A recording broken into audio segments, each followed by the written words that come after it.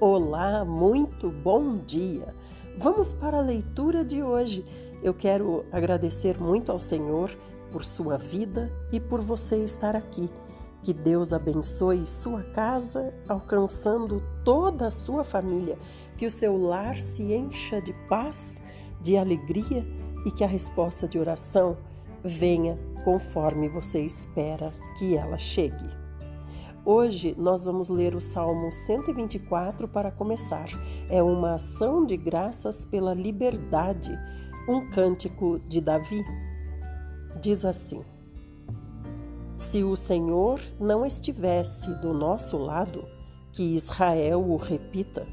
Se o Senhor não estivesse do nosso lado, quando os inimigos nos atacaram, eles já nos teriam devorados vivos, quando se enfureceram contra nós. Então as águas nos teriam arrastado e furiosas torrentes teriam feito submergir nossas almas. Sim, águas profundas e violentas nos teriam afogado. Bendito seja o Senhor, que não nos entregou para sermos dilacerados pelas presas e garras ferinas do inimigo. Como um pássaro, escapamos da cilada do caçador. A armadilha foi destruída e ficamos livres. O nosso socorro está em o nome do eterno Criador do céu e da terra. Aleluia! Vamos para Provérbios? Provérbios hoje, 16, verso 24. As palavras agradáveis são como um favo de mel, são doces para a alma e revigoram a saúde e a alegria de viver. Aleluia! Agora nós vamos para o Velho Testamento. Hoje nós vamos começar o livro de Reis, 1 Reis, capítulo 1.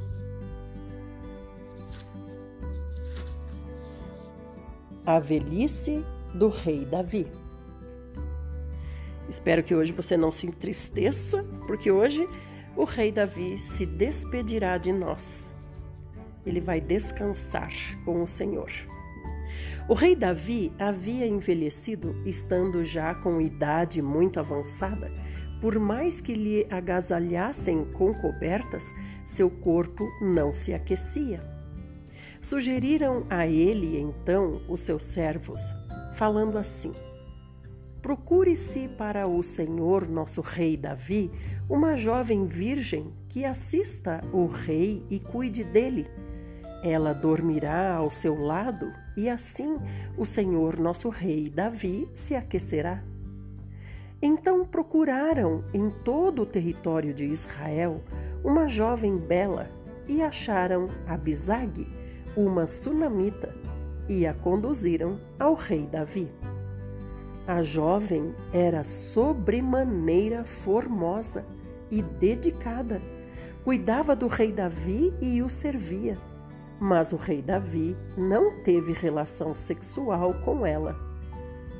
Ora, Adonias, cuja mãe se chamava Agite, começou a divulgar: Sou eu que vou reinar proximamente. Arranjou para si carro e cavalos, além de 50 guardas que corriam diante dele. Seu pai, enquanto viveu, não o repreendeu, questionando: Por que fazes isso? Ele era também um homem extraordinário e belo e havia nascido depois de Absalão. Então a gente vê aqui que o rei Davi nem morreu ainda e aqui outro filho dele, Adonias, já quer tomar posse do trono. E olha só o que o Senhor deixa escrito para nós aqui. Seu pai, ou seja, o rei Davi, enquanto viveu, não repreendeu o seu filho. Tá vendo como o rei Davi, na educação dos filhos, ele deixou a desejar. Adonias, pois, entrou em entendimento com Joabe, filho de Zeruia, e com o sacerdote Abiatar, que tomaram partido de Adonias e o apoiaram. Mas o sacerdote Zadoque, Benaia, filho de Joiada, o profeta Natã, Simei, Rei, e a guarda especial de Davi não seguiram a Adonias. Certa vez, quando Adonias imolou ovelhas, bois e bezerros cevados junto à rocha de Zoelete, nas proximidades de Enrogel, convidou todos os seus irmãos, os filhos do rei, e todos os homens de Judá que serviam ao rei como conselheiros, mas não convidou o profeta Natã, nem Benaia, nem os valentes, nem seu irmão Salomão. Natã questionou então a Batseba, mãe de Salomão: Não ficaste sabendo que Adonias, filho de Agite, proclamou-se rei sem que o nosso senhor Davi fosse comunicado? Pois então presta atenção ao conselho que passo a dar a você, a fim de que salves a tua vida e a do teu filho Salomão. Vai depressa ter com o rei Davi e pergunta para ele: Senhor meu rei, porventura não juraste a esta tua serva: Salomão, teu filho, reinará depois de mim, e é ele que se sentará no meu trono? Com que autoridade então Adonias está se denominando rei? E enquanto ainda estiver lá com o rei Davi, falando com ele, eu vou entrar depois de você e vou apoiar as suas reivindicações. Então Batseba dirigiu-se aos aposentos do rei Davi, que já estava idoso, onde a virgem de Sunem Abisag zelava por ele. Batseba se ajoelhou e se prostrou diante do rei Davi, e o rei perguntou para ela: Que desejas? Batseba prontamente respondeu ao rei Davi: Meu senhor, juraste a esta tua serva por Yahvé teu Deus: Teu filho Salomão reinará depois de mim, e é ele que se sentará no meu trono. Ora, eis que agora Adonias proclamou-se rei, e tu, senhor meu rei Davi, nem ficaste sabendo disso. Adonias imolou o grande número de bois, bezerros cevados e ovelhas, e convidou todos os filhos do rei, como também o sacerdote Abiatar e Joabe, general do exército, mas não convidou o teu servo Salomão. No entanto, é para ti, senhor meu rei Davi, que todo o Israel dirige o seu olhar, para que lhe indiques pessoalmente quem haverá de sentar-se depois de ti sobre o trono que te pertence, ó meu senhor e rei Davi. De outro modo, assim que o rei, meu senhor, descansar na companhia de seus antepassados, eu e o teu filho Salomão seremos julgados e tratados como traidores. Batseba ainda estava ali argumentando com o rei Davi, quando entrou o profeta Natã. Então anunciaram ao rei Davi: O profeta Natã deseja ver o rei. Ele se aproximou do rei e se prostrou diante dele com o rosto em terra. Então declarou Natã: Senhor meu rei Davi, acaso afirmaste: Adonias reinará depois de mim e sentar-se-á no meu trono? Porquanto ele desceu hoje para imolar grande quantidade de bois, bezerros cevados e ovelhas, tendo convocado todos os filhos do rei, os oficiais do exército, e exclamou: Viva o rei Adonias! Mas não convidou a mim, teu servo, nem o sacerdote Zadok, nem Benaia, filho de Joiada, nem teu servo Salomão. Porventura isto aconteceu por ordem do Senhor meu rei, sem que tenhas informado a teus servos mais próximos quem sucederia no trono ao Senhor meu rei? Então prontamente o rei Davi ordenou: Chamai para mim Batseba. E Batseba veio, entrou e postou-se em pé diante do rei. Em seguida, proferiu o rei um juramento assim: Juro por Yahvé, o nome do Senhor, o qual me livrou de todas as adversidades, que certamente ainda hoje mesmo, vou executar o que prometi em o nome do Senhor, o Deus de Israel. Eis que o meu filho Salomão me sucederá como rei e ocupará o meu trono em meu lugar. No mesmo instante, Batseba prostrou-se com o rosto rente ao chão e, ajoelhando-se perante o rei Davi, exclamou: Viva para todo sempre o rei Davi, meu senhor. Logo depois, o rei Davi ordenou: Chamai para mim o sacerdote Zadoque, o profeta Natã e Benaia, filho de Joiada.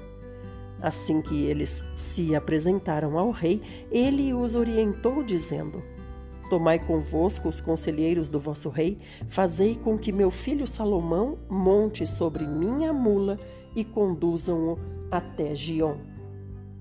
Ali o sacerdote Zadoque e o profeta Natã o ungirão rei sobre todo Israel. Nesse momento, tocareis o chofar, a trombeta, e bradareis: Viva o rei Salomão! Depois, tornareis a subir atrás dele, e ele virá a sentar-se no meu trono e passará a reinar em meu lugar. Pois foi a ele que instituí governantes sobre todo o Israel e Judá.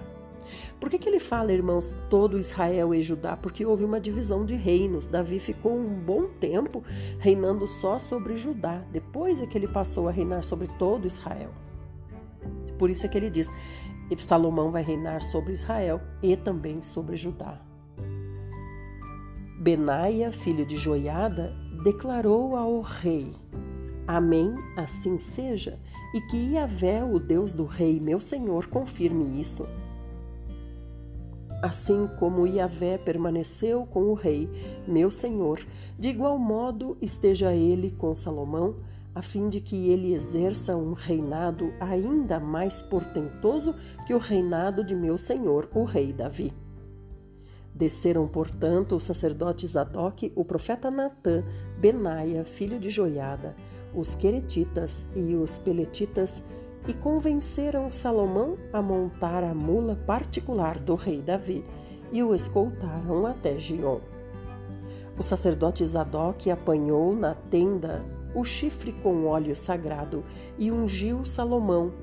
Logo depois tocaram o chofar, a trombeta, e todo o povo bradou: Viva o rei Salomão!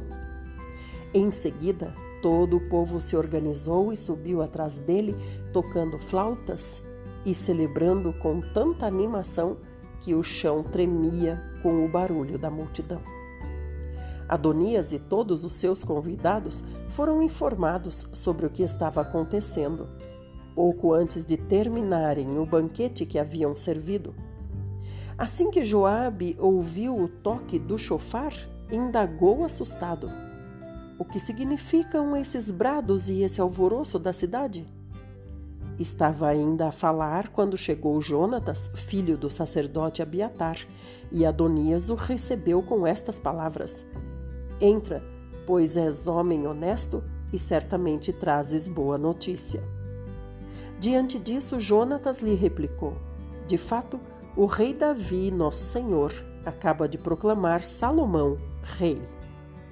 O rei mandou junto com ele o sacerdote Zadoque, o profeta Natã, Benaia, filho de Joiada, os queretitas e os peletitas, e eles o fizeram montar a mula particular do rei. A seguir, o sacerdote Zadoque e o profeta Natã o ungiram rei junto à fonte de Giom. De lá eles retornaram celebrando e gritando de alegria, e a cidade está sob grande tumulto e exaltação. É precisamente esse o barulho que acabais de ouvir. Além disso, Salomão já está sentado no trono real, e até mesmo os servos e oficiais do rei já foram saudar e felicitar o rei Davi, nosso Senhor, auspiciando: Que teu Deus glorifique o nome de Salomão mais ainda do que o teu, e que ele engrandeça seu trono mais do que o teu. E o rei curvou-se reverentemente sobre seu leito e exclamou: Bendito seja Iavé, Deus de Israel, que permitiu que meus olhos vissem hoje um de meus descendentes sentar-se sobre o meu trono. Então todos os convidados de Adonias entraram em pânico, levantaram-se depressa e cada qual partiu para um lado.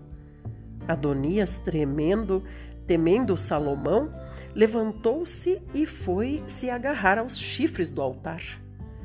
O fato foi comunicado a Salomão com estas palavras: Eis que Adonias ficou apavorado com o que o rei Salomão poderia lhe fazer e se agarrou às pontas do altar, suplicando: Que o rei Salomão me jure que não mandará acabar com a vida deste teu servo ao fio da espada. Então Salomão garantiu: Se ele se portar como uma pessoa leal, nem sequer um de seus cabelos lhe será arrancado. Todavia, se for surpreendido agindo desonestamente, ele certamente pagará com a própria vida. E o rei Salomão ordenou que alguns soldados fossem até ele e o fizessem descer do altar. E Adonias foi trazido à presença do rei Salomão e curvou-se solenemente diante da majestade de Salomão, que ordenou a ele: Vai em paz para a tua casa. Até aqui, amanhã nós vamos ver o testamento de Davi para Salomão. Nós vamos agora para o Novo Testamento.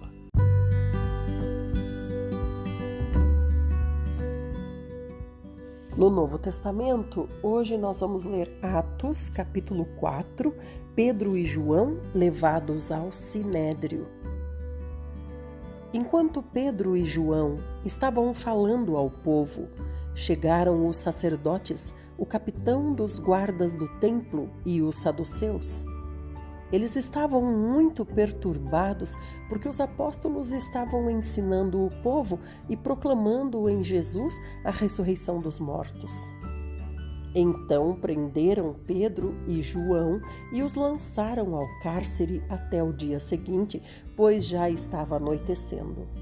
Entretanto, muitos dos que tinham ouvido a pregação aceitaram a palavra, chegando ao número dos homens que creram próximo de 5.000. No dia seguinte, reuniram-se em Jerusalém as autoridades, os líderes religiosos e os mestres da lei. Estavam reunidos Anás, o sumo sacerdote, bem como Caifás, João, Alexandre e todos os que eram da família do sumo sacerdote. Ordenaram que Pedro e João fossem trazidos à presença deles e começaram a interrogá-los. Com que poder ou em nome de quem fizestes isso? Fizestes isso o que, irmãos? Curar o aleijado que estava mendigando na porta do templo. Então Pedro, cheio do Espírito Santo, lhes declarou: Autoridades e líderes do povo, visto que hoje somos questionados em relação a um ato de caridade praticado a favor de um homem doente e sobre o modo como foi curado, tomai conhecimento, vós todos e todo o povo de Israel, de que em o nome de Jesus Cristo, o Nazareno, aquele a quem vós crucificastes, porém a quem Deus ressuscitou dentre os mortos, sim, por intermédio desse nome é que este homem está aqui diante de vós, plenamente curado. Este Jesus é a pedra que foi rejeitada por vós, os construtores, a qual foi posta como pedra angular. E, portanto, não há salvação em nenhum outro ente, pois em todo o universo não há nenhum outro nome dado aos seres humanos pelo qual devamos ser salvos. Então, irmãos, olha aqui é o que a gente sempre fala. Adianta a pessoa ficar falando Deus, Deus, Deus, fala o dia inteiro de Deus, ama Deus, é de Deus, quer Deus, ora a Deus, mas Jesus Cristo nunca sai da boca dela. De Jesus Cristo ela não fala nada. Essa pessoa é salva? Olha o que fala aqui, vou ler de novo.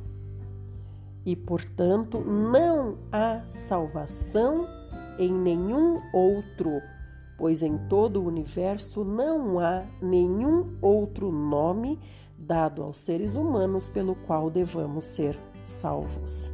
Mas mesmo que seja o nome Deus, nome de Deus, sim, porque quem cumpriu toda a missão foi o Senhor Jesus, e o próprio Deus deu ao Senhor Jesus o cuidar da igreja.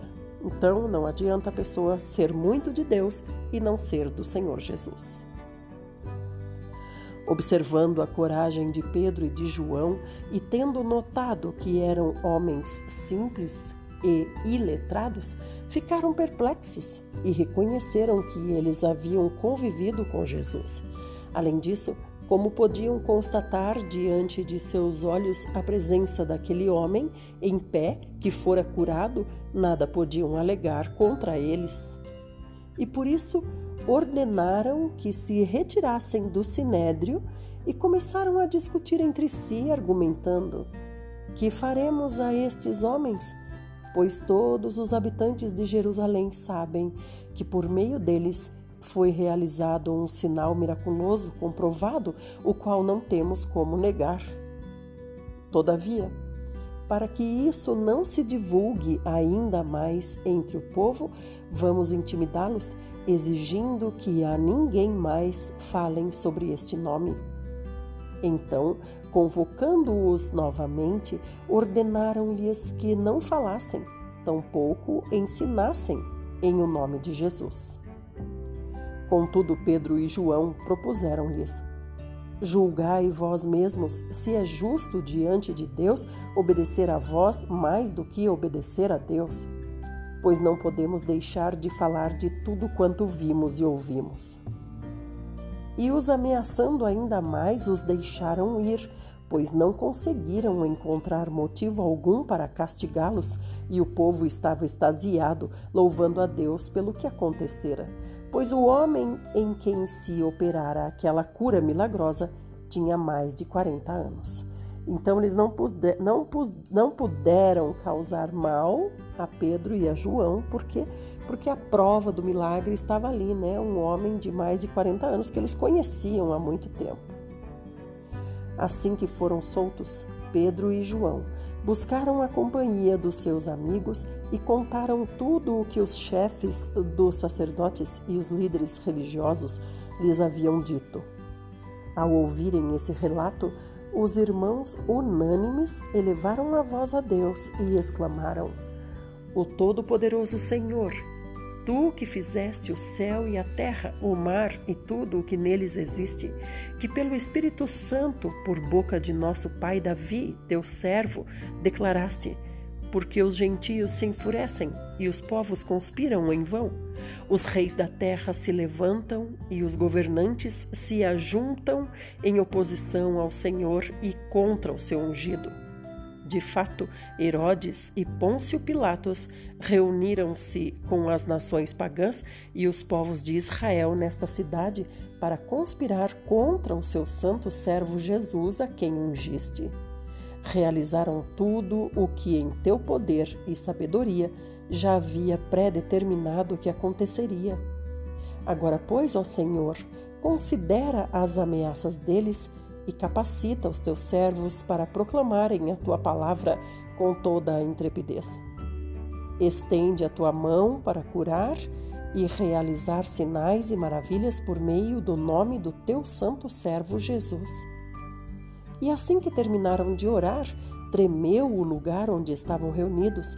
Todos ficaram plenos do Espírito Santo e com toda a coragem saíram anunciando a palavra de Deus.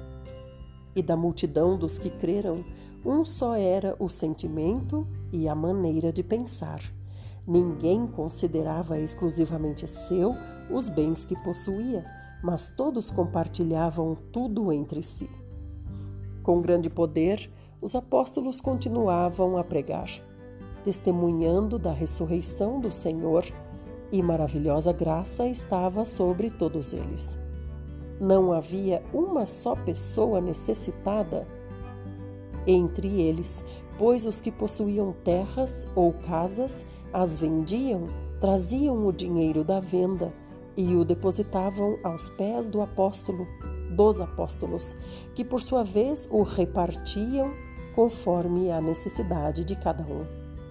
Então José, um levita natural de Chipre, a quem os apóstolos deram o sobrenome de Barnabé, que significa filho da consolação, sendo proprietário de um campo, vendendo o campo, trouxe o dinheiro da venda e o colocou junto aos pés dos apóstolos. Até aqui, queridos irmãos, então nós estamos vendo que a missão prossegue. Já tem, é claro, seus obstáculos, mas o Senhor sempre dando a vitória. Amanhã nós vamos ver a história de Ananias e Safira. Vamos orar. Ó Senhor Jesus, invocamos o Teu santo nome, Senhor. Senhor, e nessa noite clamamos pelo Teu sangue que nos limpa, Senhor, de todo o mal. Senhor, nos traz à memória, Senhor, o que fizemos e que Te desagradou, Senhor, para que possamos pedir perdão a Ti. Senhor, nós queremos que o Senhor continue nos ajudando como tem feito, Senhor, e queremos pedir que o Senhor ajude os nossos familiares e amigos que ainda não invocam o Teu nome, embora invoquem o nome de Deus, de Yahvé, do Todo-Poderoso, do grande Eu Sou, do Pai Celestial, não invocam ainda o nome do Senhor Jesus. Honram o Criador, mas ainda não honram a Ti, Senhor Jesus. Senhor, que o Espírito Santo possa convencê-los de que só há um nome pelo qual possam ser salvos, o Teu nome. Senhor Jesus, nós Te amamos, Senhor, e queremos prosseguir amando a Ti até o reino. Amados irmãos, que o nosso Senhor nos abençoe. No nome de Jesus, nós oramos e clamamos que Deus esteja conosco, nos fortalecendo, nos abençoando, nos dando saúde e capacidade para prosseguir. Amém.